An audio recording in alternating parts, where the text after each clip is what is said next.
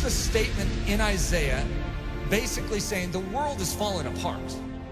Staring back at Israel, saying judgment is turned away backward and justice stands afar off. For truth is fallen in the street and equity cannot enter. What's a God to do? And he saw that there was no man, and he wondered that there was no intercessor. An intercessor basically means one who fills the gap.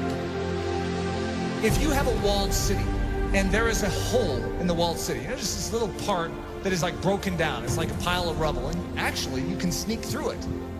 You know that there's a vulnerability in a time of war? If you have an enemy, what's an enemy looking for? The gate, to try and scale the gate? They're looking for breaches or holes in the wall. They're not stupid. They're not going to waste their time going through the front door when they can go through a side little broken down breach. So the enemy, by his very nature, is constantly watching the integrity of the wall. He's looking for holes. We have massive holes in our life that give the enemy access to do with our life what he sees fit to do. We can say, that's horrible, I'm a Christian. Yeah, you're a Christian with breaches. You are not supposed to be a Christian with breaches. One of the key definitions of Christianity could be a man or a woman whose walls are repaired, who is made strong. Why? So that they are useful to God and they're not just constantly inwardly fighting demons. They can be outward focused. God says to Israel, I will bless you so that you can become a blessing to the nations. God's pattern is to make you strong so that you're useful. There is a hedge that is supposed to be built up around your life, and it very likely isn't. You need a strong man. You need someone who can step in and fight off that enemy to make you strong so that you can start focusing outward instead of on your own issues. Most of us as Christians, the church is so weak because we have literally less than 1% of our time that is able to focus outward because we are so caught up in our issues and our difficulties. Even the healthiest among us, we have issues. We have difficulties, whether it's relational, whether it's financial, whether it's health, we have issues. And there's a dying world out there. You know that estimated 150,000 people died and went to hell today? Let's think about this. What did we all do about it? Did we take a step forward in beginning to do something about it? Or are we just stemming the tide from our life falling apart even more than it is?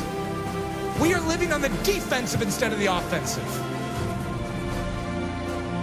What we need is the same thing God was looking for back then. The walls are broken down. The city is in disrepair. Israel is without a defender. Where's the intercessor? You know who Jesus Christ was? In a nutshell, he's the intercessor. He's the man who stands in the gap. He's the strong man who came and took the full blow upon himself so that we could gather our wits spiritually and awaken and say, I'm in. Thank you for rescuing me. Literally, he took the blow. Everything that was aimed right at you to absolutely decimate your life, he took it square on. Without even a whimper, he took it. For the joy that was set before him because he valued you so much. He took the blow. See, one of the things that happens with the life of Jesus, we have a tendency to make him a mousy character. We have a tendency to diminish his manly strength. We are talking about the greatest warrior of all time. In the Old Testament, the term is Lord of Hosts, the captain of captains, the general of generals. And he's a general that led his troops into battle with his own life. He's the one that did it. All the rest of the army was cowering in the background. They couldn't fight this army, and he stood up single-handedly and defeated them. That is our intercessor. That is our king. And the same way that he stood for you then, I want you to know, he still stands for you now. When you behold the cross, and you behold the resurrected Christ, and when you behold the ascended Christ who sits at the right hand of the Father, you no longer will just remain where you are. you will say, God, do it all within me. For your glory, make me strong. Make me strong to give. God is looking for an intercessor, someone who will make up this breach. We need to become a body that is thinking about every single one around us, as opposed to ourselves. Coming to church going, I need to be prayed for this week. What about who can I pray for this week? Just a different mindset. It's not what this church can do for you, but what you can do for Jesus Christ and this church. Think of that attitude shift, saying, God, you made this life and you have called me for more than just to save me.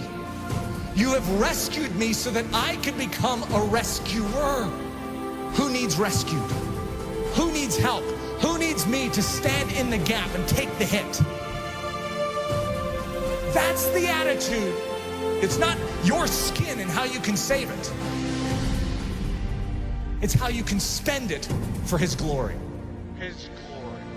For His glory.